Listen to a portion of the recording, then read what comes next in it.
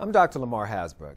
This year's influenza season is more active than in years past. The season started earlier and appears to be peaking earlier across the nation and right here in Illinois. In addition, the flu is more severe this year. According to our monitoring systems, there have been more deaths from the flu, significantly more persons admitted to the intensive care units, mostly older adults with flu-like illness, an increase in outpatient visits, and an increase in the number of hospitals on bypass due in part to patients with flu-like illness showing up in high numbers. The severity may be associated with the predominant strain in circulation this year, H3N2, which is historically associated with more serious illness. Persons at the extremes of age, such as children and seniors, pregnant women, and persons with chronic health conditions like heart disease, diabetes, respiratory problems, are at the highest risk of developing complications from flu illness. The best way to protect yourself and your family members from the flu is to get a flu vaccine. This year's flu vaccine is well matched for the most common strains in circulation this season, including the more severe H3N2 strain. In fact, CDC reports a 91% match. Now, although no vaccine is 100% effective, this year's vaccine is 60 to 70% effective in protecting you from the flu, and the vaccination will almost always reduce the severity and duration of flu symptoms. Flu vaccine is recommended for all persons aged 6 months and older, with few exceptions. The vaccine is available in various preparations, including the shot and the nasal spray. All persons, regardless of getting vaccinated, should practice the 3 C's of clean, cover, and contain. Clean or wash your hands often, cover your cough and your sneeze, and contain your germs by staying away from work, school, or crowded places while sick.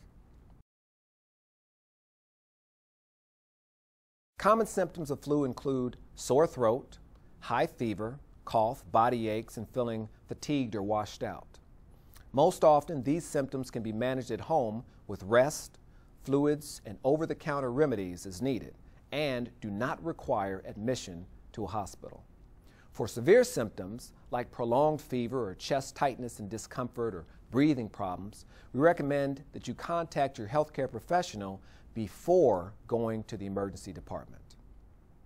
For severe symptoms, antiviral medications like Tamiflu, if given during the first 24 or 48 hours, can be helpful.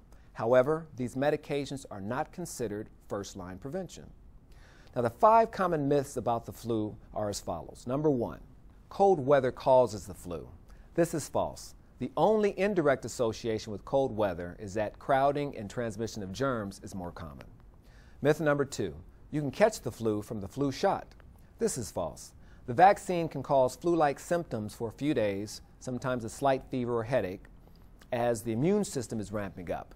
However, the vaccine does not cause the flu. Myth number 3, only high-risk folks need to get the flu shot. This is false. Everybody is at risk for the flu, and the CDC recommends that all persons 6 months of age and older get vaccinated.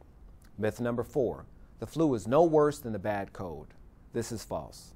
Flu is serious business and can lead to complications and causes nearly 30,000 deaths in the U.S. each year. And myth number 5, antibiotics are necessary to get better.